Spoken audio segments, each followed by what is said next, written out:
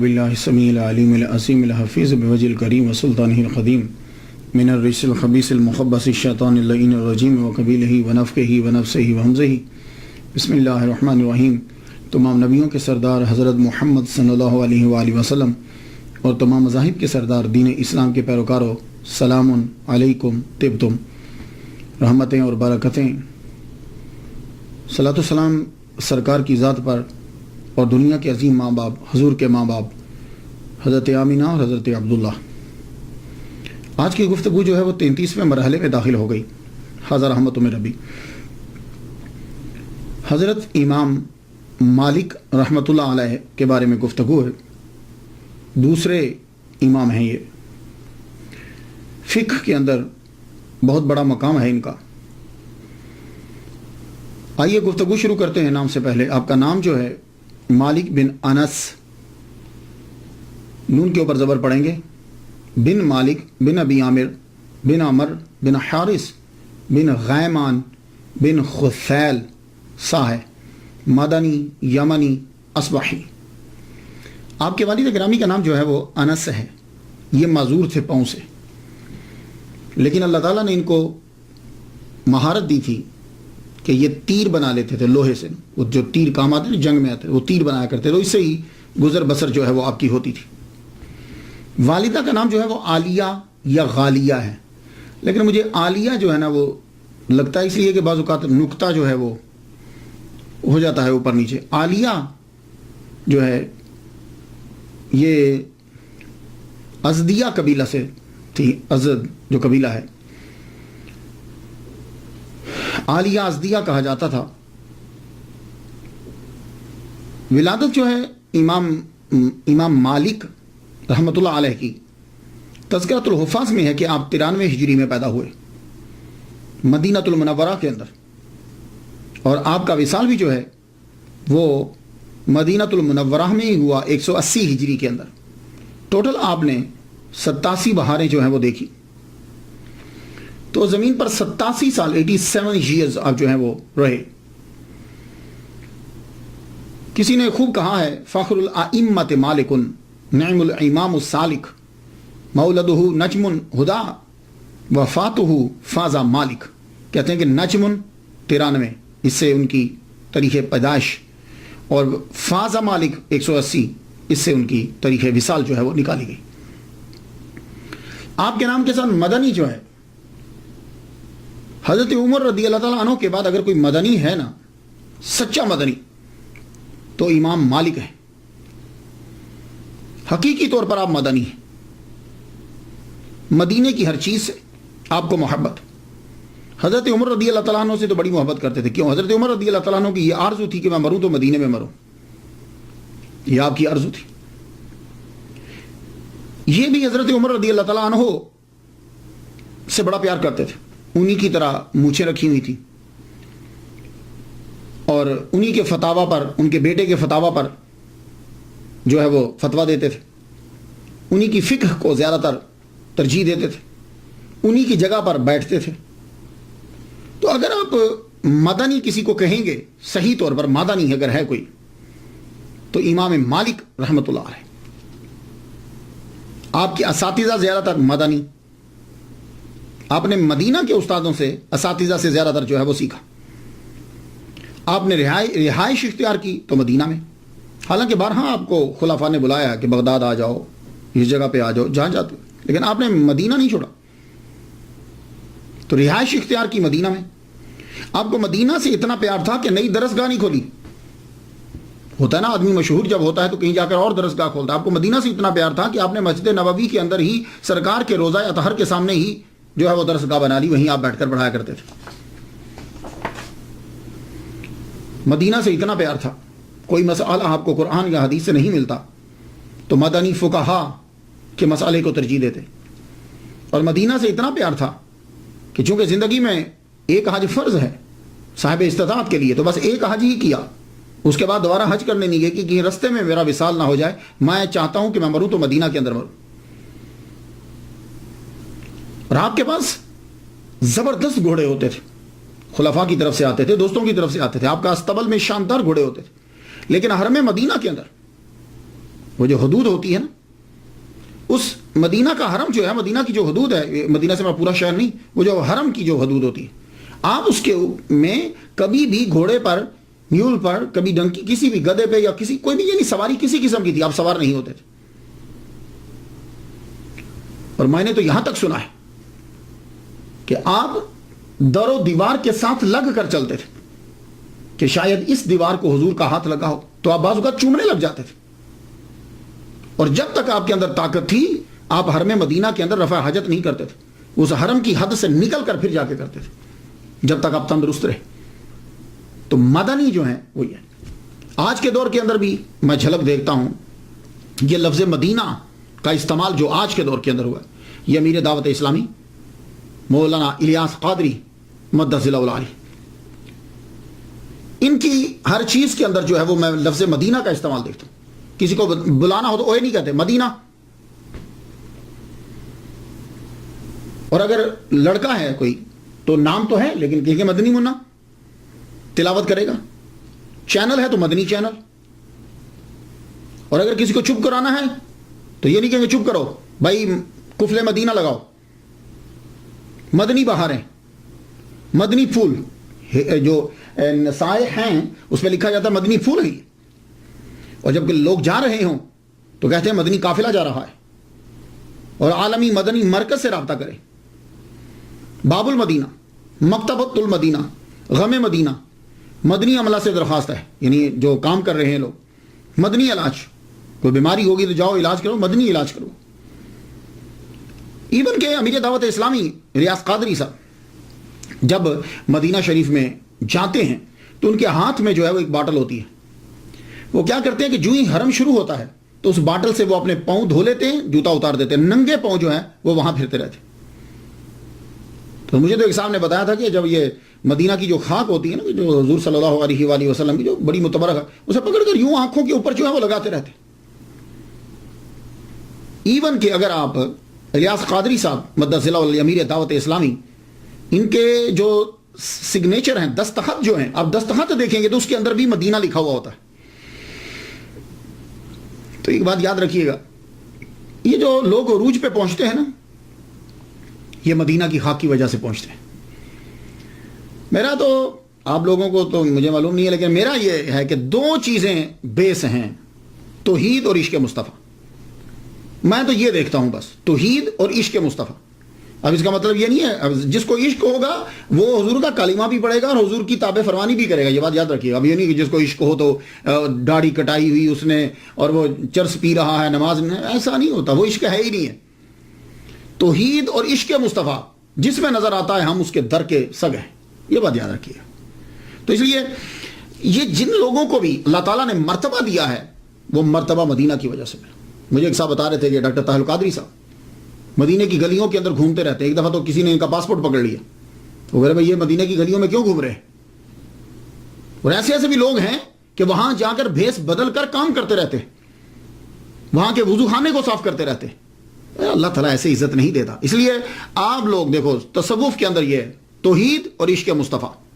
کسی میں توحید ہے اور عشق مصطفیٰ نہیں، وہ بھی بندہ ابھی تک کامل نہیں ہوا. توحید اور عشق مصطفیٰ جس میں دیکھو دیوانے ہو جاؤ اس کو. تو امام مالک حقیقی مدنی، جیے تو مدینہ میں، قبر ہوئی تو مدینہ میں، زندگی گزار دی مدینہ میں، مدینہ کے لوگوں کو ترجیح دی، مدینہ مدینہ کر دیا. اور اصبحی، آپ کے نام کے ساتھ اصبحی بھی لگتا ہے. یہ یمن کا ایک قبیلہ ہے. ابو عامر پہلے تھے کہ جو یمن سے آئے تھے اور حضور صلی اللہ علیہ وآلہ وسلم کے ہاتھ پر اسلام قبول کیا. اور یہ غزوہ بدر کے علاوہ تمام غزوات میں محمد مصطفیٰ صلی اللہ علیہ وسلم کے ساتھ شریک ہوئے. تو یہ چونکہ قبیلے کے ساتھ تعلق رکھتے تھے، اس قبیلے کے ساتھ، اسی لیے امام بنی اصبح قبیلہ تھا نا یمن کا، تو امام مالک بن انس اصبحی جو ہے یہ کہہ رہا ہے. تو یمنی، چونکہ آپ کے آباء و اجداد جو ہیں وہ یمن میں رہتے تھے تو یمن سے آئے تھے، اس لیے آپ کے نام کے ساتھ آپ لوگ یمن بھی جو ہیں وہ یمنی بھی پڑھیں. اب آ جائیے گفتگو آگے شروع کرتے ہیں. امام مالک رحمۃ اللہ علیہ، آپ کا خاندان جو ہے وہ علمی گھرانہ ہے. کوئی نہ کوئی وجہ ضرور ہوتی ہے کہ آدمی جب بلندی پہ پہنچتا ہے نا تو کوئی نہ کوئی چیز ضرور آتی ہے. آپ کا گھرانہ علمی گھرانہ، بھائی آپ کے پڑھے ہوئے، دادا صاحب علم، پردادا صاحب علم، باپ علم کا قدردان. اب تفاوت تو فرق تو ہوتا ہے نا, مراتب تو ہیں. امام مالک کے والد گرامی رات کو کھانا اکٹھا کھاتے, ٹیبل پہ جب بیٹھ جاتے تو آپ اپنے بیٹوں سے کوئی نہ کوئی مسئلہ ضرور پوچھتے, اور یہ آپ لوگوں کو بھی کرنا چاہیے, خاص طور پہ آپ لوگ جو امریکہ میں ہو, یورپ میں ہو. میری تقریر تو خیر ہر تقریباً سنی جاتی ہے. آپ جب بیٹھو تو بیٹے سے مسئلہ پوچھو, وضو کیسے کرتے ہیں, ٹائم کیا ہے, اس طرح کے نمازوں کے ٹائم کیا ہے, نمازوں کے نام کیا ہیں, مہینوں کے نام کیا ہیں. تو وہ اپنے بچوں سے پوچھتے. فقہ کا مسئلہ آپ نے امام مالک سے پوچھا, تب چھوٹے تھے وہ, امام مالک سے پوچھا, وہ جواب نہ دے پائے, آپ کو بڑا غصہ آیا, آپ نے انتہائی کھانے کی ٹیبل کے اوپر ڈانٹا. آپ کی والدہ جو ہیں وہ بھانپ گئی, رخ کو موڑ دیا انہوں نے. وجہ کیا تھی؟ ڈاکٹر ہشام ہیں, یہ اچھے مورخ ہیں, بولتے بھی اچھا ہیں, تاریخ پر بڑا عبور حاصل ہے ان کو. کہنے اصل میں امام مالک رحمۃ اللہ علیہ کو بچپن میں ان کا رجحان ہو گیا ان لوگوں کی طرف کہ جو لوگ گاتے ہیں. اور آپ کو معلوم ہے کہ جب آدمی چھوٹا ہوتا ہے نا تو وہ چاہتا ہے کہ میں بھی پاپولر ہو جاؤں, میں مشہور ہو جاؤں. تو آپ دیکھتے تھے کہ جو لوگ گاتے ہیں یہ لوگ بڑے مشہور ہوتے ہیں, تو آپ کا دل کرتا تھا کہ میں سنگنگ کی طرف میں چلا جاؤں. آپ کی والدہ جو ہیں, اب آپ کے والد آپ لانا چاہتے ہیں دین کی طرف, تو آپ کی والدہ سمجھ گئی, بولی بات کو موڑا کا میں خود سمجھاتی. کھانا ختم ہونے کے بعد آپ لے کر گئی, بیٹے کو سمجھا کے, بیٹے دیکھو یہ جو اداکار اور اداکارائیں ہوتی ہیں, یہ سیلیبریٹیز جو ہیں, یہ بیٹے جوانی تک لوگ ان کے دیوانے ہوتے ہیں. جب جوانی ختم ہو جاتی ہے نا تو لوگ بوڑھے ہو جاتے ہیں, جب وہ بوڑھے ہوتے ہیں نا تو لوگ دیندار ہو جاتے ہیں. تو جب دیندار ہوتے ہیں نا تو پھر وہ سمجھتے ہیں یہ کام برا تھا, تو پھر وہ ان کے فین نہیں رہتے. تو ان اداکاروں کا اور اداکاراؤں کا بڑھاپا انتہائی برا ہوتا ہے, اللہ معافی دے. کوئی آدمی ان کو پھر پوچھتا نہیں ہے. تو بیٹے وہ چیز سیکھو کہ تمہارے مرنے کے بعد بھی تمہارا نام زندہ رہے. بیٹے کے ذہن میں یہ بیٹھ گئے. تو مائیں جو ہوتی ہیں نا یہ بڑی زبردست کمال کی ٹیچر ہوتی ہیں. تو آپ کے ذہن میں بیٹھ کہنے لگے ماں میں پڑھوں گا. تو والدہ ماجدہ عالیہ ازدیہ نے کیا کیا, آپ نے بیٹے کو غسل کروایا, کہا چل بیٹے نہاؤ. نہا کے آئے, خوبصورت لباس پہنوایا. بھائی وہ اتنے غریب نہیں تھے, مہنگا لباس پہنایا اپنے بیٹے کو, اور سر کے اوپر پگڑی رکھی. یہ جیسے آپ نے دیکھا نا مدنی منع دیکھے آپ نے, سر کے اوپر پگڑی ہوتی, تو پرانے زمانے میں پگڑی رکھتے تھے, پگڑی رکھی, لیکن کافی چھوٹا پگڑی بڑی رکھی, کہنا چل بیٹا چل. تو امام مالک کی والدہ محترمہ آپ کو لے کر سیدھا مسجد نبوی چلی گئی. مسجد نبوی میں چلی گئی. مسجد نبوی اس وقت دنیا کی بڑی یونیورسٹیز جیسی ایک یونیورسٹی تھی. Can you believe 70 classes Masjid Nabawi میں لگتی تھی, 70 کلاسز. ابھی بھی میں گیا ہوں تو میں نے دیکھا کہ وہاں بھی آپ بھی اگر کوئی جائے نا عشاء کے قریب مغرب کے بعد, تو آپ کو وہاں ایک آدمی یہاں پڑھا رہا ہے, ایک آدمی یہاں پڑھا رہا ہے, ایک آدمی یہاں پڑھا. آج بھی کلاسز لگتی ہیں. اس دور میں 70 کلاسز لگتی تھیں. آپ خود سوچئے 70 کلاسز لگی ہوئی ہیں اور مختلف سبجیکٹس جو ہیں وہ پڑھائے جا رہے ہیں. آپ اپنے بیٹے کو لیتے ہوئے سیدھا گئیں ربیعۃ الرعی رحمۃ اللہ علیہ کے پاس. ان کے پاس جا کے بٹھا دیا اور کہا یہ میرے بیٹے کو آپ پڑھائیے. تو اپنے بیٹے سے کیا کہا؟ اب یہ جملہ سننے والا دیکھیے, یہ جو اتنی ریسرچ کرتا ہوں اور آپ کی طرف لاتا ہوں, اس میں آپ لوگوں کے لیے 1 2 3 باتیں ضرور ہوتی ہیں اور وہ آپ نے کیچ کرنا ہوتی. اب کیا کہا اپنے بیٹے سے والدہ ماجدہ نے, سن لیجئے, اور آپ بھی یہی کہا کریں بچوں کو. کہا بیٹے ان کا علم سیکھنے سے پہلے ان سے ادب سیکھو. علم سیکھنے سے پہلے, یعنی جو اللہ نے ان کو علم دیا ہے وہ علم سیکھنے سے پہلے ان سے ادب سیکھو, مینرز سیکھو, یہ چیزیں ان سے سیکھو, اس کے بعد پھر علم سیکھنا. امام مالک رحمۃ اللہ علیہ کو اپنے استاد سے محبت ہو گئی, عقیدت ہو گئی. ان کی ذرا نظر کمزور تھی, تو آپ ان کو گھر لے کر جاتے, اور جب کلاسز ہوتی تو گھر سے لے کر بھی آتے. اب بینیفٹ یہ ہوا کہ ایک تو عقیدت بڑھ گئی, استاد خاص طور پر ان کو سکھانے لگ گئے, اور کلاسز میں جو سبق ہوتا اسے ایکسٹرا جو ہے امام مالک پڑھتے, اتنا شوق پیدا ہو گیا. اور پھر بعض اوقات امام مالک اپنے استاد کی توجہ حاصل کرنے کے لیے یہ بھی ٹرک کرتے, گھر سے اتنی کھجوریں لے آتے, کھجوریں لا کے باقی اسٹوڈنٹس کو بانٹ دیتے, وہ کھجوروں میں لگ جاتے, آپ استاد سے سبق لیتے رہتے. یہ ایک چیز تھی کہ آپ چاہتے تھے کہ میرے زیادہ سے زیادہ توجہ استاد کی میری جانب ہو جائے. اللہ اکبر جل شان.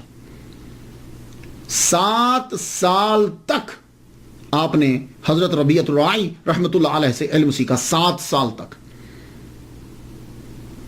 بہت لمبا عرصہ ہوتا ہے. 7 سال بہت لمبا عرصہ. آج کل تو 7 سال میں بندہ علامہ بن جاتا ہے. 7 سال بہت عرصہ ہوتا ہے. تب بھی ایک ہی استاد کے پاس. ایک دفعہ آپ کی سسٹر نے ابا سے کہہ دیا ابا بہت ٹائم لگا رہے ہیں مالک. کہا بیٹے نہیں, وہ حدیث سیکھ رہا ہے, نبی صلی اللہ علیہ وآلہ وسلم کا فرمان سیکھ رہا, اسے سیکھنے دو. 7 سال ان سے سیکھا. ان کے بعد امام مالک کے دوسرے استاد حضرت عبداللہ بن ہرمز رحمۃ اللہ علیہ. میں یہاں ایک بات عرض کرتا جاؤں. یہ عبداللہ بن ہرمز کون ہے؟ میرے سامعین جو ہیں وہ ریسرچ کریں گے تو خیر ہر چیز حاصل کر سکتے ہیں, لیکن عام طور پر یہ کون ہے؟ یہ غلام ہیں. کن کے غلام ہیں؟ حضرت ابو ہریرہ رضی اللہ تعالیٰ عنہ کے غلام ہیں یہ. اب یہاں ایک نقطہ عرض کر جاؤں, کیونکہ کچھ ٹاپکس ایسے ہوتے ہیں پتہ نہیں کب بناؤں گا کب بولوں گا, لیکن ایک ایک بات آپ کو دیتا جاؤں. آج کل یہ مشہور کیا جاتا ہے کہ اسلام جو ہے یہ غلامی کو عروج دیتا ہے, اور ہم لوگوں نے غلامی کو ختم کیا ہے. صرف لفظی غلامی کو ختم کیا ہے, مانوی تو جاری ہے. مانوی تو آج بھی غلامی جاری ہے. تو صحابہ کرام کیا کرتے تھے؟ وہ غلام لیتے تھے, اڈاپٹ کرتے تھے بچوں کو, یا اپنے غلام کے بچے کو اڈاپٹ کر لیتے تھے یا غلام اڈاپٹ کر لیتے تھے, پھر اس کو وہ سارا علم سکھاتے تھے. اسی لیے جا کر دیکھ لیجئے کہ آپ بڑے بڑے مفسرین, محدثین, مفکرین کے اندر آپ کو غلام زادے نظر آئیں گے. اب یہی حضرت عبداللہ ابن ہرمز رحمۃ اللہ علیہ, حضرت ابو ہریرہ رضی اللہ تعالیٰ عنہ نے ان کو اڈاپٹ کیا اور ان کو پوری حدیث سکھائی. اب آپ خود سوچئے کہ ان کے پاس کتنی حدیث ہوں گی. تو ہمارے ہاں یہ چیز نہیں ہے. بڑے بڑے مفکر. اور بھی ایک یہاں اور سن لیجیے. اب غلام کا درجہ اس دور میں غلام کی کیا کیٹیگری ہوتی ہے؟ یعنی آپ کے معاشرے میں جو کمین ہے نا, کم تر درجے کا, اس کے برابر غلاموں کا درجہ ہوتا تھا. اب آپ اندازہ کر لیجیے. لیکن وہ لوگ یہ سمجھتے تھے کہ اس شخص کے پاس علم ہے, یہ خوبی رکھتا ہے, وہ اس کی عزت کرتے تھے. خود اب امام مالک دیکھ لیجیے نا کہ عبداللہ بن ہرمز 8 سال ان سے سیکھا اور یہ غلام ہے. یہاں سے آپ کو غلاموں کا مقام معلوم ہو جائے گا. نافع کون ہے؟ جو سب سے زبردست چین ہے, یہ عظیم محدث اور سکالر, یہ حضرت عبداللہ بن عمر کے غلام ہے. اور اکرمہ کون ہے؟ عظیم مفسر اور سکالر, حضرت اکرمہ. یہ کون ہے؟ کہتے ہیں یہ عبداللہ بن عباس کے غلام. وہ ایک اکرمہ آپ کے ذہن میں آ رہا نہیں, وہ نہیں ہے. محمد بن سیری عظیم سکالر, یہ غلام تھے صحابی مصطفیٰ انس بن مالک. تو عبداللہ ابن ہرمز رحمۃ اللہ علیہ سے 8 سال تک ان سے جو ہے وہ علم سیکھا. ظاہری علم بھی سیکھا اور باطنی بھی سیکھا, جس کو آپ تصوف کہتے. تو آپ نے فرمایا کہ میں نے سارا علم جو ان سے سیکھا وہ لوگوں کو میں نے بتایا نہیں. تو ان سے آپ نے تصوف کا بھی علم جو ہے وہ سیکھا ہے. تب تصوف اور صوفیزم, ابھی یہ نام اصطلاحات جاری نہیں ہوئی تھی. تو حضرت عبداللہ بن عمر رضی اللہ تعالیٰ عنہ کہ شاگرد نافع سے بھی سیکھا. النافع عن عبداللہ بن عمر رضی اللہ تعالیٰ عنہ کا گولڈن چین جو ہے, سب سے زبردست سند جسے کہا جاتا ہے, وہ امام مالک روایت کرتے ہیں نافع سے, نافع روایت کرتے ہیں عبداللہ بن عمر سے, حضرت عبداللہ بن عمر رضی اللہ تعالیٰ عنہ روایت کرتے ہیں محمد مصطفیٰ صلی اللہ علیہ وسلم. کہتے ہیں ٹاپ کی چین یہ چین ہے. اور آپ کے جتنے اساتذہ ہیں وہ زیادہ تر تابعین ہیں, اور وہ تمام کے تمام جو ہیں وہ رہائشی ہیں مدینہ کے.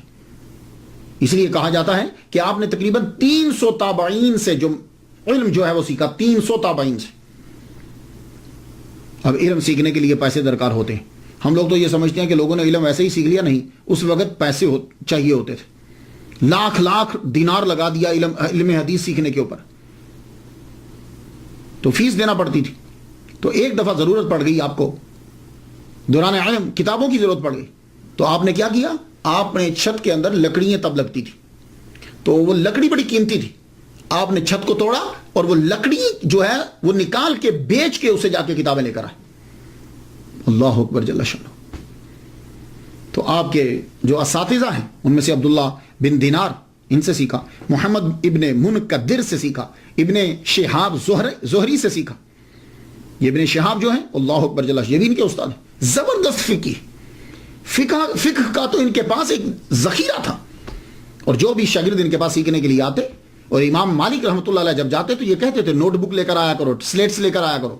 تو آپ لے کر جاتے, اس کے اوپر بھی لکھتے. کہتے لکھنا بہتر ہوتا ہے, لکھ لیا کرو, لیکن یہ نہیں ہے کہ اب تم صرف لکھنے پر ہی کرو, ایجاد بھی کرو. اس لیے جب امام مالک ان سے پڑھتے ابن شہاب سے تو جب وہ لکھ چکتے تو اس کے بعد کہتے آپ زبانی سناؤ، تو پھر آپ ان سے زبانی سنا کرتے تھے۔ اللہ تعالیٰ نے امام مالک رحمۃ اللہ علیہ کو اتنا حافظہ عطا فرمایا تھا، 1,00,000 احادیث مبارکہ جو ہے وہ آپ کو لاکھوں حدیثیں یاد تھی، لاکھوں حدیثیں جو آپ نے یاد کی۔ 17 سال کی عمر تک آپ نے لاکھوں حدیثیں جو ہیں وہ یاد کری۔ آپ کے اساتذہ میں سے ایک استاد جو ہے وہ حضرت امام جعفر صادق رحمۃ اللہ علیہ بھی ہے، آپ نے ان سے بھی علم سیکھا۔ اور آپ کی شورا آفاق جو کتاب ہے موطا امام مالک کے اندر 9 احادیث مبارکہ جو ہیں وہ آپ نے امام جعفر صادق سے لی ہوئی۔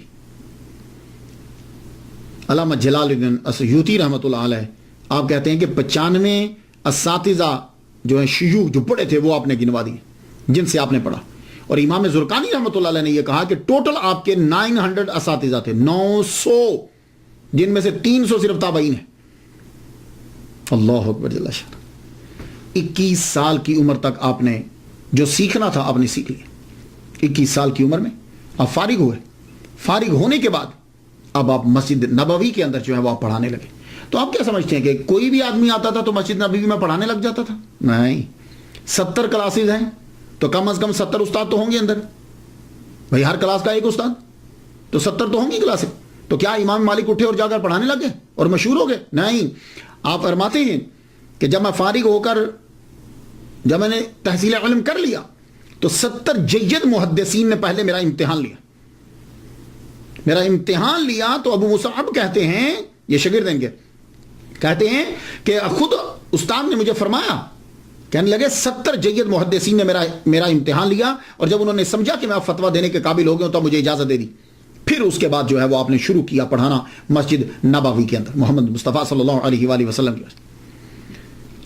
آہستہ آہستہ آپ کا حلقہ جو ہے وہ بڑھنے لگا۔ آپ نے اپنی رہائش حضرت عبداللہ ابن مسعود رضی اللہ تعالیٰ عنہ کے گھر میں رکھی، وہاں رہنے لگے آپ۔ تو آپ نے وہ مکان مول نہیں لیا، رینٹ پہ لیا۔ خود تو عبداللہ بن مسعود رضی اللہ تعالیٰ تو کوفہ چلے گئے تھے، موو ہو گئے تھے، تو ان کے گھر کے اندر رہائش اختیار کی، رینٹ پہ ان کے رشتہ داروں کو کرایہ دیتے تھے، گھرنوز بیٹھ ہوا ہے۔ مسجد نبوی کے اندر آپ نے اپنی جگہ وہ بنائی کہ جہاں حضرت عمر رضی اللہ تعالیٰ عنہ بیٹھ کر پڑھایا کرتے تھے، اور حضرت عمر رضی اللہ تعالیٰ عنہ نے اس جگہ کو اختیار کیا تھا، وہاں محمد مصطفیٰ صلی اللہ علیہ وسلم بیٹھ کر پڑھایا کرتے تھے۔ سبحان اللہ، اس جگہ پہ آپ بیٹھتے، خاص جگہ بنائی گئی لیکن اسی جگہ کے اوپر وہاں آپ پڑھاتے۔ آپ جب پڑھانے لگے تو آپ کے فتویٰ جو آپ فتاویٰ دیتے تھے تو آپ کے فتاویٰ مشتمل ہوتے تھے مدینہ کے فقہا پر، یعنی حضرت عائشہ صدیقہ رضی اللہ تعالیٰ عنہ، حضرت عمر رضی اللہ تعالیٰ عنہ، حضرت عبداللہ ابن عمر رضی اللہ تعالیٰ عنہ، حضرت سعید ابن مسیب رحمۃ اللہ علیہ، یہ تابعی۔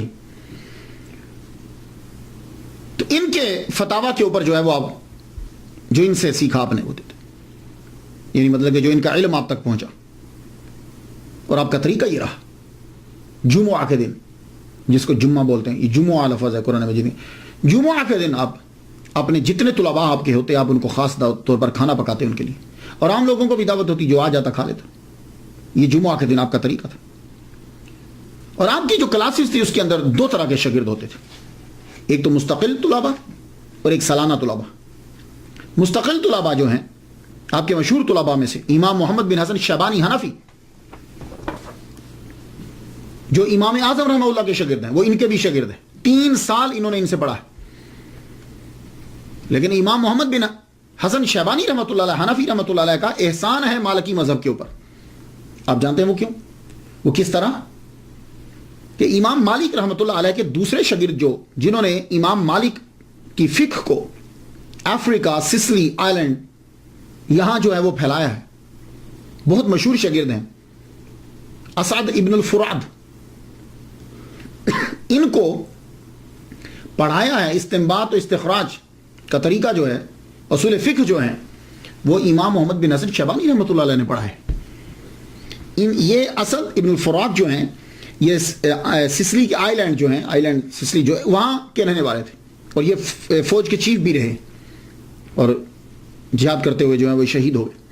یہ جب پڑھنے کے لیے آئے تو امام مالک رحمۃ اللہ نے جب دیکھا کہ ان کے اندر یہ چیز ہے کہ یہ چاہتے ہیں کہ مجھے جو ہے وہ مسائل نکالنے کا طریقہ ہے، تو آپ نے فرمایا کہ تو اگر یہ چیز پڑھنا چاہتا ہے تو تجھے وہاں کوفہ جانا پڑے گا۔ تو امام محمد بن حسن شیبانی رحمۃ اللہ علیہ جو ہیں، ان کے پاس بھیجا، اور یہ خود بھی شاگرد ہیں امام مالک، اور آپ کے ایک اور مشہور شاگرد ہیں یحییٰ ابن یحییٰ بن کثیر بن واسلاس ابن شملل بن منقایہ۔ یہ میں طلباء کے لیے بولتا ہوں، جن لوگوں نے لکھنا یا بولنا ہوتا ہے ان کے لیے میں بول دیتا ہوں، عام لوگوں کے لیے تو اتنا ہی کافی ہے۔ یحییٰ بن کثیر بن واسلاس ابن شملل بن منقایہ بربری، یہ 20 سال کی عمر میں امام مالک سے ملنے کے لیے آئے۔ موطا انہوں نے پہلے سے یاد کر لی ہوئی تھی، 14 مرتبہ آ کر انہوں نے موطا جو ہے یہ امام مالک رحمۃ اللہ علیہ کے سامنے سنائی ہے انہیں، اور انہی کی موطا جو ہے وہ بہت مشہور ہے۔ یا ویسے تو اس کے بہت سے نسخے کیے گئے ہیں، لیکن ان کی موطا لکھی ہوئی جو ہے وہ بہت مشہور ہے، ان کی جو کاپی۔ انہوں نے 82 سال جو ہے وہ عمر پائی، اور طرز زندگی بالکل حضرت امام مالک جیسا تھا، انہی کی طرح رہن سہن، کپڑے بالکل انہی کی طرح، طرز زندگی انہی کی طرح تھی۔ اور آپ کی جو ہے وہ دربار تک رسائی تھی، اندلس کے اندر ارد گرد میں کوئی جج نہیں لگ سکتا تھا آپ کی پرمیشن کے بغیر، تو آپ قاضی القضات سمجھ لیجیے، تو آپ جج کی اپوائنٹمنٹ آپ کیا کرتے تھے۔ اور دوسرے شاگرد عیسیٰ ابن دینار ہیں، انہوں نے دیار مغرب میں مالکی مذہب کی ترویج کی ہے۔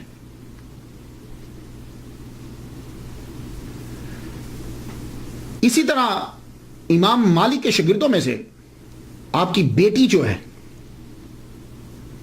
وہ بھی ہے، آپ کی بیٹی فاطمہ، انہوں نے پوری موطا جو تھی وہ اپنے والد گرامی سے زبانی یاد کی ہے۔ آپ کے بیٹوں میں سے تو کوئی خیر ایسا نام نہیں آیا۔ ایک بیٹے سے آپ کہا کرتے تھے پڑھ لو، لوگ اتنی دور دراز سے مجھ سے پڑھنے کے لیے آتے ہیں، تم کیوں نہیں پڑھتے؟ تو ان کو بڑا شوق تھا یہ کبوتروں کا، کبوتر اڑانے کا، تو امام مالک بارہ بلاتے تھے، آؤ یار مجھ سے پڑھ لو، کہتے نہیں مجھے دلچسپی نہیں۔ لیکن آپ کی بیٹی جو ہیں انہوں نے پڑھا، موطا یاد کی، اور بعد میں لوگ جو ہیں، خاص طور پر عورتیں جو ہیں، وہ جب حدیث یاد کرتی تھی ان سے تصحیح کرواتی تھی، یا کسی اور کو بھی شک ہوتا تھا تو وہ آ کے پوچھتا تھا۔ یہ تو تھے وہ طلباء کے جو مستقل پڑھتے تھے، آئے اور رہے، 7 سال رہے، 3 سال رہے، 4 سال رہے۔ کچھ طلباء ہوتے تھے کہ جو امام مالک کے پاس پڑھنے کے لیے سالانہ آتے تھے۔ سالانہ مطلب کیا ہے؟ موسم حج میں وہ دور دراز سے حج کرنے کے لیے آتے، حج کرنے کے بعد مدینہ ضرور حاضری دیتے۔ مدینہ جب آتے تو امام مالک کی کلاسز ہوتی، ان کے اندر بڑے بڑے فقہا بیٹھتے تھے۔ امام مالک کو اللہ تعالیٰ نے بڑا عروج دیا۔ آپ اس سے اندازہ لگائیے کہ آپ کے حلقہ کے اندر، آپ کے درس کے اندر امام اعظم رحمۃ اللہ علیہ بھی تشریف لائے۔ اس واقعے کو علامہ عبد الرحمن صفوری شافعی رحمۃ اللہ علیہ نے لکھا ہے نزہۃ المجالس کے اندر، اور ویسے بہت بڑے محدث جو ہیں علامہ عبد المصطفیٰ اعظمی رحمۃ اللہ علیہ، انہوں نے بھی اپنی کتاب روحانی حکایات کے اندر اسے لکھا ہے کہ امام اعظم رحمۃ اللہ علیہ جو ہیں وہ ان کی محفل میں بیٹھ گئے، تو ان کو واقفیت نہیں تھی، ملاقات نہیں تھی، بیٹھے تو آپ کی نظر پڑی کہ منہ کمر پہ ہے کہ نیا آدمی، پوچھنے لگے آپ کہاں سے ہیں؟ کہا عراق سے ہوں۔ کہا اچھا آپ شہر نفاق سے ہیں؟ وہ بس کوئی موج تھی، کہنے لگے اچھا وہی عراق جو شہر نفاق ہے؟ تو امام اعظم ابو حنیفہ نعمان بن ثابت رحمۃ اللہ علیہ فرما لگے اجازت ہے ایک آیت پڑھ دوں؟ کہا ہاں ضرور پڑھیے۔ تو امام اعظم جو ہیں وہ آیت پڑھنے لگے، سورہ توبہ کی آیت نمبر 101، وَمِمَّنْ حَوْلَكُم مِّنَ الْأَعْرَابِ مُنَافِقُونَ وَمِنْ أَهْلِ الْعِرَاقِ مَرَضُوا عَلَى النِّفَاقِ، اور تمہارے گرد و نواح کے دیہاتی گنواروں میں بعض منافق ہیں اور بعض بشندگان عراق۔ اصل میں یہاں عراق نہیں ہے، یہاں مدینہ ہے، لیکن آپ نے مدینہ پڑھا نہیں، ادب کا تقاضا، آپ نے اس نہیں پڑھا۔ اور یہ لوگ نفاق پر اڑے ہوئے ہیں، مرض والا نفاق۔ امام مالک حافظ تھے، ایک دم سے اچھل پڑا، کہنے لگے کیا کر رہے ہیں آپ؟ آیت تو صحیح پڑھیے۔ آپ نے فرمایا اچھا تو پھر آپ پڑھ دیجئے، صحیح کیسے؟ تو انہوں نے پڑھی وَمِمَّنْ حَوْلَكُم مِّنَ الْأَعْرَابِ مُنَافِقُونَ وَمِنْ أَهْلِ الْمَدِينَةِ مَرَضُوا عَلَى النِّفَاقِ۔ تو یہ اب جب یہ پڑھا تو اب ان کا چہرہ دیکھنے لگے، تو امام مالک بھی سمجھ گئے، کہنے لگے اب آپ ہی بتائیے کہ شہر نفاق والے کون ہیں؟ ہوئے امام مالک چونک پڑے۔ پھر انہیں بتایا گیا جناب یہ ابو حنیفہ ہیں، فقیہ عراق ہیں، اب ان کی دوستی ہوئی، پھر بعد میں آپ ان کے فتاوی منگوایا کرتے تھے، بلکہ ڈیوٹی لگائی ہوئی تھی کہ جو ان کی طرف سے فتاوی جاری ہوں وہ یہاں بھیجا کریں۔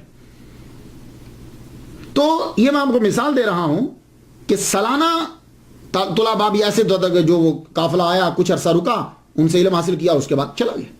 امام مالک رحمۃ اللہ علیہ کی طرز زندگی، وہ بادشاہی میں فقیری کی ہے آپ نے، ماشاءاللہ اللہ تعالیٰ نے آپ کو بڑا لمبا قد دیا تھا، نیلی آنکھیں دیں آپ کی، حالانکہ عرب میں نیلی آنکھیں نہیں ہوتی، نیلی آنکھیں دیں آپ کی، بڑا خوبصورت چہرہ تھا، مہنگے ترین کپڑے، آپ جو بہترین ڈیزائنر تھے یمن کے، ایجپٹ کے اور خراساں کے بہترین ڈیزائنر آپ کے کپڑا جو ہے وہ بیچتے تھے، وہاں سے کپڑا بن کر آتا تھا اور آپ پہنتے تھے۔ زیادہ تر کوشش ہوتی تھی کہ کپڑے کا کلر جو ہے وہ وائٹ ہو، آپ وائٹ کپڑا جو ہے پہنتے، خوشبو لگاتے، زبردست خوشبو لگاتے۔ اس کے بعد آپ نے ایک انگوٹھی رکھی، پہنتے تھے آپ چاندی کی، اور اس کے اوپر کالے رنگ کا جو ہے وہ نگ تھا، اور اس نگ کے اوپر لکھا ہوا تھا حسبنا اللہ و نعم الوکیل، یہ لکھا، اور آپ کی مونچھیں جو ہیں وہ بڑی تھی، حضرت عمر رضی اللہ تعالیٰ عنہ کی بھی مونچھیں بڑی تھی، یہاں سے آپ رکھ کے کاٹ دیتے تھے، منڈواتے نہیں تھے مونچھیں۔ آپ پوچھا گیا امام مالک سے کہ آپ مونچھیں کیوں نہیں منڈواتے؟ کہنے لگے یہ مونچھیں مونڈ دینا مسئلہ بنانے کے مترادف۔ تو حضرت عمر رضی اللہ تعالیٰ عنہ بھی جب کبھی کوئی مشکل مسئلہ آتا تو آپ یوں مونچھ کو پکڑ کے تاؤ دیتے تھے، اسے تاؤ دینا کہتے ہیں، یوں کرنا۔ تو سیم حضرت امام مالک بھی کرتے تھے، جب کبھی کسی مسئلے کو سوچ رہے ہوتے تو یوں آپ مونچھ کو پکڑ کے آپ بھی تاؤ دیا کرتے تھے۔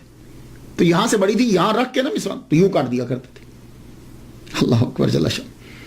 اور آپ جس گھر میں رہتے تھے اس گھر کے دروازے پہ آپ نے لکھا تھا، اور یہ اگر آپ کو بھی موقع ملے تو ضرور لکھیے گا۔ یہ سورہ کہف کی آیت نمبر جو ہے وہ 39 ہے، اس کا ایک حصہ ہے یہ۔ تو آپ نے جس گھر میں رہتے تھے، حضرت عبداللہ بن مسعود کا تھا نا، تو وہاں باہر لکھوایا ہوا تھا وَلَوْلَا إِذْ دَخَلْتَ جَنَّتَكَ قُلْتَ مَا شَاءَ اللَّهُ۔ تو یہ باقی تو چھوڑ دیا ہے، لیکن اکثر ہم ماشاء اللہ جو ہے وہ گھروں کے دروازے پہ ضرور لکھواتے، تو آپ بھی ماشاء اللہ جو ہے وہ ضرور لکھوایا کریں۔ اور جب تو اپنے باغ میں داخل ہوا تو نے کیوں نہیں کہا ماشاء اللہ لا قوت الا باللہ؟ اور جب نماز پڑھنے کے لیے امام مالک رحمہ اللہ جاتے مسجد میں تو ایک رومال لے کر جاتے ساتھ، نرم سا نا رومال، نرم سا ہاتھ میں جو تھا رومال لے کر جاتے۔ کسی نے پوچھا جو نماز پڑھنے جاتے ہیں تو یہ رومال کیوں لے کر جاتے ہیں؟ فرمانے لگے اس رومال کو رکھ کے سجدہ کرتا ہوں اوپر۔ پوچھا کیوں؟ تو زمین پہ کرے نا۔ کہنے لگے پھر وہ یہاں محراب بن جاتا ہے، تو میں نہیں چاہتا کہ لوگ یہ میرا کالا نشان دے کے کہیں گے وہ دیکھو بہت بڑا زاہد آ رہا ہے، تو میں یہ رومال نیچے رکھتا ہوں تاکہ اوپر ماتھا رکھوں تو وہ نشان نہ بنے۔ اللہ اکبر۔ اور یہ جو مشہور ہے کہ آپ بڑے نفیس کپڑے پہنتے تھے، بڑے مہنگے کپڑے پہنتے، یہ بات بہت مشہور ہے، بہت مہنگے کپڑے پہنتے تھے۔ ایون کہ ہمارے پیر جو ہیں عبد القادر گیلانی رحمۃ اللہ، وہ بھی بہت مہنگے کپڑے پہنا۔ اولیاء کرام کا اور صوفیہ کرام کا ایک گروپ ایسا ہے کہ جو کہتے ہیں کہ یہ قرآن سے بھی ثابت ہے، حدیث مبارکہ سے بھی ثابت ہے کہ اللہ تعالیٰ نے جب کسی کو دیا ہو تو اس کا اظہار جو ہے وہ اس کے لباس سے ہونا چاہیے، اس کے کپڑوں سے ہونا چاہیے۔ اب یہ ایک علیحدہ ٹاپک ہے، میں جانا نہیں چاہتا، آپ سمجھ گئے ہوں گے۔ تو امام مالک بھی انہی میں سے ہیں کہ جب اللہ تعالیٰ نے دیا ہے تو اللہ تعالیٰ کی نعمت کا شکر ادا کرنے کے لیے تمہیں وہ چیزوں کا استعمال جو ہے وہ کرنا چاہیے۔ امام مالک کا فلسفہ یہ تھا کہ زہد کپڑوں کے اندر نہیں ہوتا، زہد جو ہے وہ دل کی ایک کیفیت کا نام ہے، تو اس لیے یہ ضروری ہے کہ بڑے پرانے کپڑے جو ہیں وہ پہنے جائیں۔ دوسری وجہ یہ ہے کہ امام مالک محمد مصطفیٰ صلی اللہ علیہ وآلہ وسلم کی حدیث مبارکہ کا بڑا احترام کرتے تھے، بہت احترام کرتے تھے۔ آپ اندازہ اس بات سے لگا لیجیے کہ امام مالک رحمۃ اللہ علیہ نے جب حدیث پڑھانا ہوتی تھی تو ایک نشست کے لیے آپ غسل فرماتے تھے، کپڑے پہنتے، خوشبو لگاتے، ایون کہ آپ کی محفل میں جہاں حدیث پڑھائی جاتی تھی وہاں اور لبان جو ہے وہ سلگایا جاتا تھا۔ تو آپ جو ہے اتنا، اور اگر بیچ میں نشست میں وقفہ پڑ گیا، یعنی کوئی سی جگہ چلے گئے یا گھر چلے گئے، اس کے بعد کسی نے پھر کہا کہ مجھے حدیث سنا دیجئے، مسئلہ نہیں حدیث، تو آپ دوبارہ سے پھر شاور لیتے اور کھڑے ہو کر کبھی حدیث مبارکہ نہیں پڑھتے تھے، کہتے تھے بے ادبی ہے۔ تو ایک خاص جگہ بنائی ہوئی تھی حضور صلی اللہ علیہ وسلم کے روضہ کے پاس، وہاں آپ بیٹھتے، خوشبو سلگائی جاتی، اس کے بعد جو ہے وہ آپ شروع کر دیتے۔ اور اتنا احترام تھا کہ آپ جب تک احادیث بیان کرتے رہتے آپ پہلو نہیں بدلتے تھے۔ آپ نے دیکھا نا، ہم جب کبھی اسٹیج پہ بیٹھتے ہیں تو 4 زانوں ہیں تو 2 زانوں ہو جاتے ہیں، 2 زانوں ہیں تو 4 زانوں ہو جاتے ہیں، پہلو بدلتے رہتے ہیں۔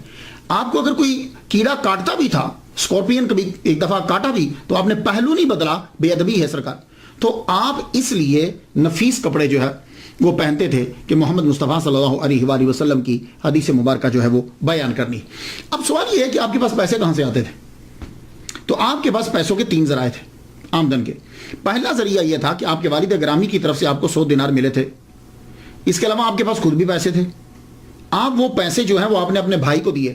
آپ کے بھائی جو ہیں انہوں نے بزنس میں ان پیسوں کو لگایا، تو وہ بزنس میں جو وہ پیسے لگائے تو اب وہاں سے پارٹنرشپ جو تھی اس سے آپ کو کچھ آمدن ہو جاتی. ایک دوسرا جو ہے وہ کیا تھا کہ دوسرا آپ کے جو ہم مکتب تھے اور دوست تھے، لیث ابن سعد، آپ کے دوست تھے لیث بن سعد، بڑے امیر تھے. یہ آپ کو اکثر وقتاً فوقتاً جو ہے وہ آپ کی مالی مدد جو ہے وہ کیا کرتے تھے. آپ ان کی مدد کو، کیونکہ یہ امیر تھے تو آپ ان کی مدد کو قبول کر لیتے تھے. بعض اوقات تو ایسا ہوتا کہ لیث بن سعد جو ہے جتنے بھی مدینہ کے لوگ آپ کے ساتھ رہے یا کبھی ملاقات ہوئی سب کے لیے تحائف بھیج دیا کرتے تھے. تیسرا ذریعہ یہ تھا آمدن کا آپ کے پاس، وہ ذریعہ تھا خلیفہ منصور کے ساتھ آپ کی بڑی اچھی دوستی تھی. آپ خلیفہ منصور کے تحائف کو قبول کر لیتے تھے. امام اعظم اور امام احمد بن حنبل اور امام مالک، یہ ان میں جو ہے یہ 2 گروپ ہے کہ امام اعظم اور امام احمد بن حنبل نہ خلیفہ کا تحفہ قبول کرتے تھے نہ عوام کا. امام مالک جو ہیں یہ عوام کا تحفہ قبول نہیں کرتے تھے، خلیفہ کا کر لیتے تھے. اس کی وجہ کیا ہے؟ کہتے تھے کہ یہ چینل جو ہے یہ سیدھا رہنا چاہیے. اگر ہم ان کے ساتھ تعلقات بہتر نہیں کریں گے تو پھر ہم تبلیغ کس طریقے سے کریں گے، ان کو نصائح کس طرح کریں گے. تو یہی وجہ تھی کہ خلیفہ منصور آپ کا بڑا احترام کرتا تھا، بڑی عزت کرتا تھا. اور اس نے چونکہ امام مالک جو ہیں ایٹ اے ٹائم مفتی مدینہ اور مفتی مکہ دونوں تھے، تو اس نے گورنر سے یہ کہہ رکھا تھا کہ جب بھی تم کوئی لا پاس کرو تو سب سے پہلے وہ امام مالک کو دکھا لیا کرو. اگر یہ پاس کر دیں تو لاگو کر دیا کرو، اگر یہ پاس نہ کریں تو لاگو نہیں کرنا. یہی وجہ ہے کہ مکہ اور مدینہ کے دونوں گورنر جو ہیں وہ امام مالک سے ڈرتے تھے. ان کی جرأت نہیں ہوتی تھی کہ وہ ان کے دروازے پہ چلے جائے. آپ کو یاد ہوگا جب میں نے امام شافعی رحمۃ اللہ علیہ کا تذکرہ کیا تو امام شافعی گورنر مکہ کا لیٹر لے کر آئے تھے گورنر مدینہ کے نام. تو گورنر مدینہ سے یہ کہا کہ آپ چلیے امام مالک سے میری سفارش کر دیجئے. تو گورنر مدینہ نے یہ کہا تھا امام شافعی سے، بیٹے تو اگر مجھے یہ کہے نا کہ میں مدینہ سے پیدل چلا جاؤں مکہ اور مکہ سے پیدل آ جاؤں مدینہ، یہ میرے لیے آسان ہے، مگر یہ بڑا مشکل ہے کہ میں جا کے تیری سفارش کروں. اور امام شافعی کہتے ہیں کہ میں اور گورنر مدینہ کتنی دیر تک امام مالک کے دروازے پہ کھڑے رہے، بڑی دیر کے بعد وہ واپس آئے. اب اس سے اندازہ لگائیے کہ امام مالک کا کتنا دبدبہ تھا. تو وہ یہ چاہتے تھے کہ یہ چینل جو ہے یہ برقرار رہے. امام مالک رحمۃ اللہ علیہ لوگوں کے سامنے مل کر کھانا نہیں کھاتے تھے، وہ کھانا گھر میں کھاتے تھے. قرآن مجید کی ایک آیت میں پڑھ رہا تھا، آپ بھی سن لیجیے. سورہ نور کی آیت نمبر 61 ہے، اس کا ایک حصہ ہے لیسا علیکم جناح ان تاکلوا جمیعا او اشتاتا، تم پر اس بات میں کوئی گناہ نہیں کہ تم سب مل کر کھاؤ یا الگ الگ کھا لو. خیر کچھ تو کہتے ہیں کہ اس سے مراد یہ ہے کہ ساروں کے ساتھ مل کر کھانا یا ایک گروپ کے ساتھ مل کر کھانا. خیر تفسیریں تو بہت ساری ہیں. میں یہ کرنا چاہوں گا کہ کچھ علماء کے لیے جو ہے نا وہ ہو جاتا ہے ایسا کہ وہ اب جب کھاتے ہیں تو لوگ معلوم ہے کیا سمجھتے ہیں، پھر لوگ اس کو بجائے اس کے کہ اس کی عاجزی سے اچھا فائدہ اٹھائیں وہ اس کی عاجزی سے برا فائدہ اٹھانے لگ جاتے ہیں. بعض اوقات ایسا ہوتا ہے. امام مالک رحمۃ اللہ علیہ کی سب سے بڑی کرامت جو ہے وہ ان کی کتاب موطا ہے. اکثر ہم موطا بول دیتے ہیں، میں آپ کی اغلاط نہیں نکالتا، لیکن یہ ہوتا ہے کہ میں وہ لفظ بول دیتا ہوں. کبھی بعض اوقات میں بھی میرے معاشرے میں جو الفاظ میں نے سیکھے ہیں میں بھی وہی بولتا ہوں، جبکہ مجھے معلوم ہوتا ہے کہ اس کا اصلی پروننسیشن یہ ہے، لیکن میری زبان سے وہی نکلتے ہیں.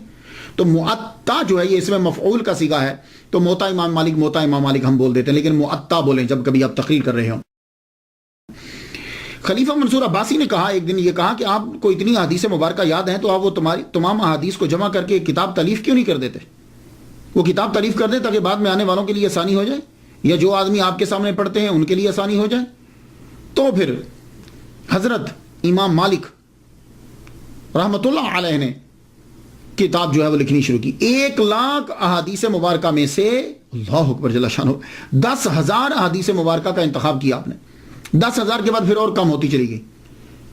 تو یہ موطا جو ہے نا یہ اس میں مفعول کا صیغہ ہے. یہ نام ہی بتاتا ہے کہ بڑی چیکنگ ہوئی اس کتاب کی. موطا کا معنی ہوتا ہے روندا ہوا، تیار کیا ہوا، نرم و سہل بنایا ہوا. یہ نام بتا رہا ہے کہ اس پہ بڑی ریسرچ ہوئی. انظار رقیقہ جو ہے اس کے اوپر اور دقیقہ اس کے اوپر لگی رہی. کل روایات کی تعداد کہتے ہیں کہ 1,720 ہے. 600 مسند ہیں, 222 مرسل ہیں, 617 موقوف ہیں, 275 اقوال تابعین ہیں.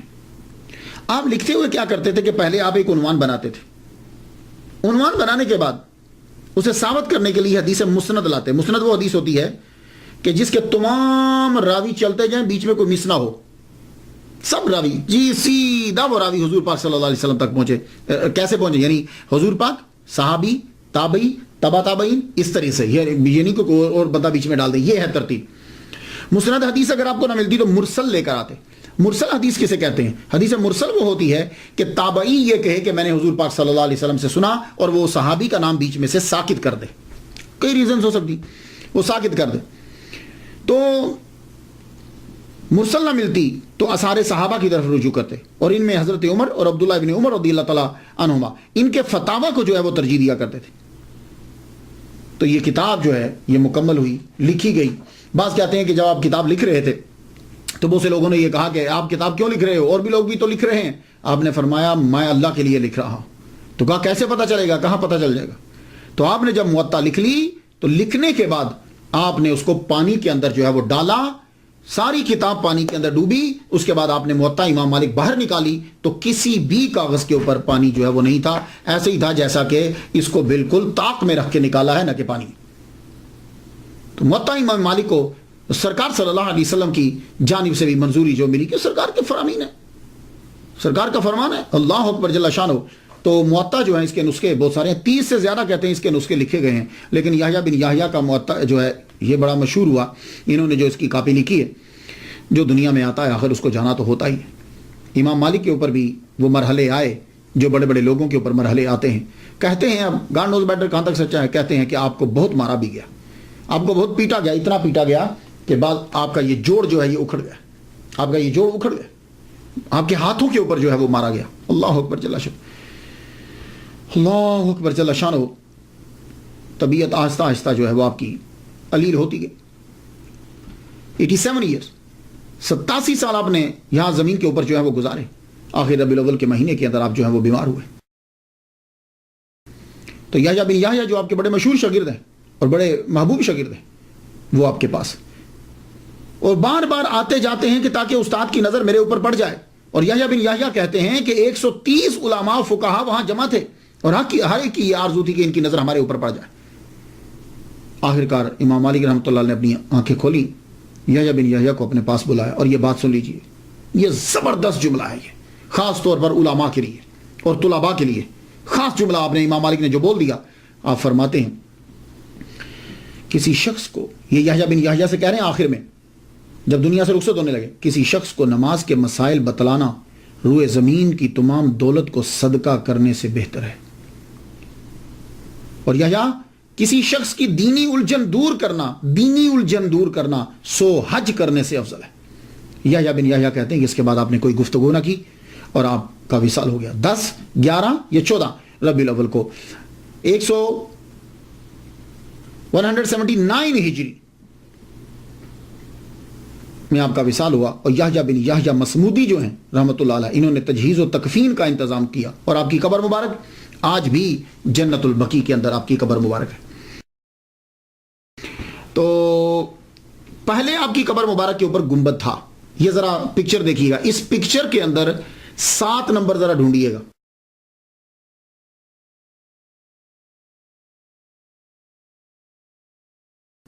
سات نمبر ڈھونڈیے گا. وہ 7 نمبر جو ہے وہ گنبد بنا ہوا ہے امام مالک کی قبر میں.